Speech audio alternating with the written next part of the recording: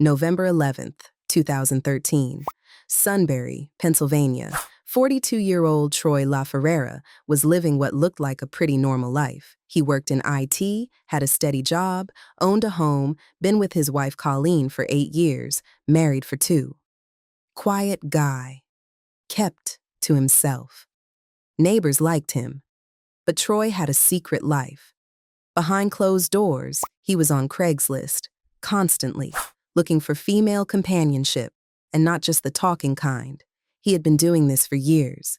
His wife had no idea. On the night of November 11th, his birthday, Troy answered an ad. A young woman offering companionship for pay. They agreed on a meeting, a parking lot. Simple enough. Troy never came home. The next morning, his body was found face down on a back road, stabbed over 20 times, a cord around his neck, his wallet gone, his phone sitting right next to him, still unlocked. And that phone told on everybody. Because the last number in Troy's call log led investigators straight to an 18-year-old girl named Miranda Barber. Petite, baby-faced, newly married, had a newborn baby at home, no criminal record, no red flags on paper. They brought her in. She walked in there with the most unbothered energy, calm, collected, looking the detectives dead in their eyes, said she posted ads on Craigslist for companionship, just conversation, nothing more. Said Troy had reached out, but she never met up with him. Said it was her husband's birthday, and she wasn't going out that night. Sounded reasonable, almost believable. Then they asked for her phone. That's when Miranda showed her true colors. She screamed, she hollered, told them they had no right, said she was offended, said she just got married, said she wanted to go home to her baby, stormed straight out of that precinct. Now, do guilty people get upset? Sure, but nobody flips out like that over nothing. The detectives clocked it immediately. While Miranda was out there performing, they pulled in her husband, 22-year-old Elliot Barber. Elliot sat down and very calmly explained that his wife simply offered companionship to lonely men, guys going through divorces, men with nobody to talk to. Just an open ear. Nothing illegal. He even said Miranda was home all night, except Miranda had already told them she met with Troy, so somebody was lying. But cameras don't lie. CCTV footage from that parking lot showed 3 people in that car. Miranda, Troy, and a third person hiding under a blanket in the back seat. 7 hours after storming out of that precinct, Miranda walked back in, on her own, no lawyer, said she wanted to tell the truth. She told them Troy attacked her, grabbed her throat, wouldn't stop, so she grabbed the knife she kept in her car and stabbed him in self-defense. Self-defense. 20-plus stab wounds. Self-defense. The detectives weren't buying it, and when they went back to Elliot with the camera footage, he put his cigarette out, looked at the detective, and said, "I guess this is my last cigarette as a free man." And then he told them everything. Here's what actually happened. Miranda and Elliot had been together about a year.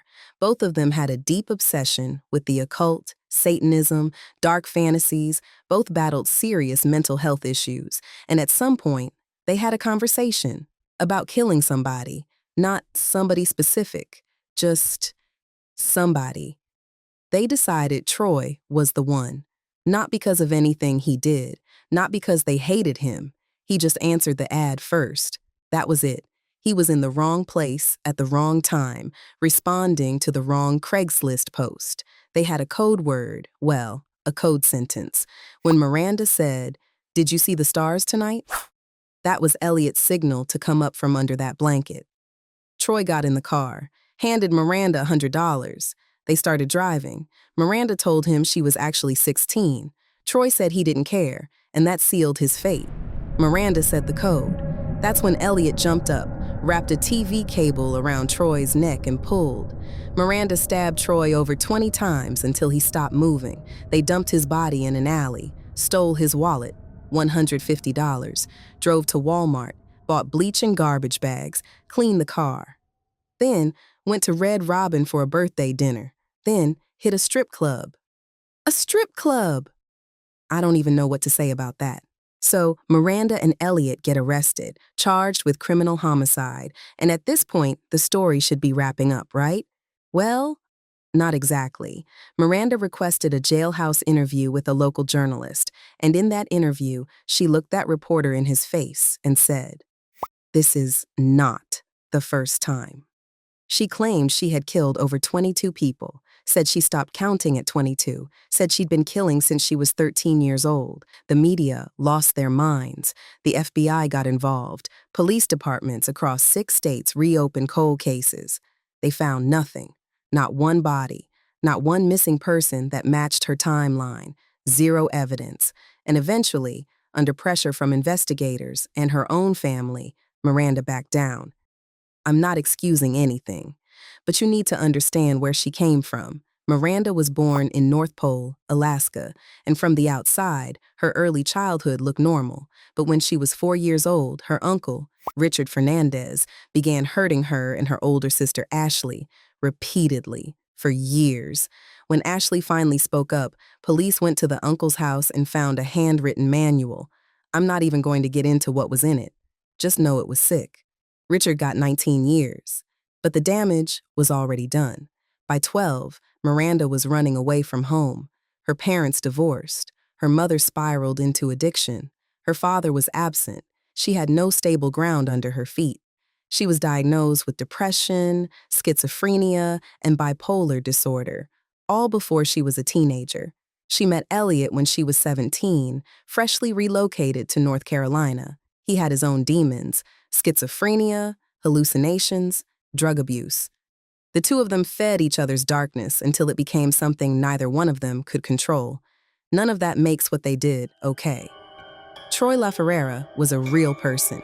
He had a wife who loved him and people who grieved him. In September 2014, Miranda and Elliot both pled guilty to second-degree murder, along with aggravated assault, robbery, and possession of an instrument of crime. They took the deal to avoid the death penalty, both sentenced to life in prison without the possibility of parole.